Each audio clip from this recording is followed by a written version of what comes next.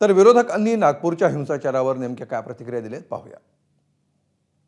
बघा, हे सगळं जेव्हा होत असतं तेव्हा इंटेलिजन्स यंत्रणा, होम डिपार्टमेंट, मुख्यमंत्री कार्यालय कुठे होतं? हे तर मुख्यमंत्र्यांच्या शहरामध्ये आहे ना। मग हे सगळं होत असताना जी जबाबदारी मुख्यमंत्र्यांनी घेतली पाहिजे प्रत्येक नागरिकाच्या सुरक्षेची, आणि अशी कुठे दंगल घडू नये म्हणून, कुठेही अफवा पसरू नये म्हणून, ठीक आहे, ते सगळं झाल्यानंतर तुम्ही हाऊसमध्ये स्टेटमेंट करता, तुमच्यानंतर उपमुख्यमंत्री बोलतात अजून पेटवापेटवी करायला, हे सगळं ठीक आहे, पण तुम्हाला सरकार चालवता येत नाही म्हणून दंगल घडू द्यायची, हे किती योग्य आहे?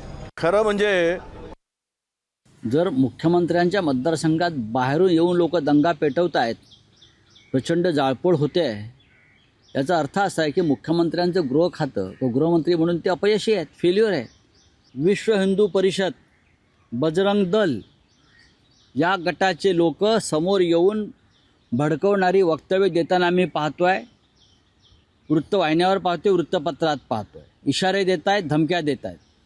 तिथे बाहेरून आलेले लोक नाहीत ना, डोक्याला म्हणजे त्यांची जी काय ओळख आहे, डोक्याला खूप तेल वगैरे लावून चकचकीत असं, बरं का, किती तेल, मग ते नक्की विश्व हिंदू परिषदेचे लोक आहेत किंवा संघाचे लोक आहेत, आणि ते नागपूरचेच आहेत। चेहरे कळतात ना, चेहरे कळतात की, आणि हे चेहरे देवेंद्रजींना नक्कीच माहीत असणार कोण आहेत ते। खरं म्हणजे पोलीस का आले गेले नाहीत याची चौकशी तर झाली पाहिजे, भाजपचे आमदार म्हणतायत। पण ज्या वेळेस हा कबरीच्या संदर्भात आंदोलन होणार होतं, काही हिंदुत्ववादी आमच्या संघटना त्या ठिकाणी ते आंदोलन करणार होते, त्यावेळेस तिथेच जर ते थांबवलं असतं तर हा प्रकार झाला नसता आणि या प्रकाराला सामोरं जावं लागलं नसतं, हे आता स्पष्ट झालेलं आहे। त्यामुळे पोलिसांचा दोष किती आहे त्यापेक्षा बोलणारे जे काही आमदार आहेत त्यांचा किती त्यामध्ये इन्व्हॉल्वमेंट आहे हेही शोधण्याची आवश्यकता आहे।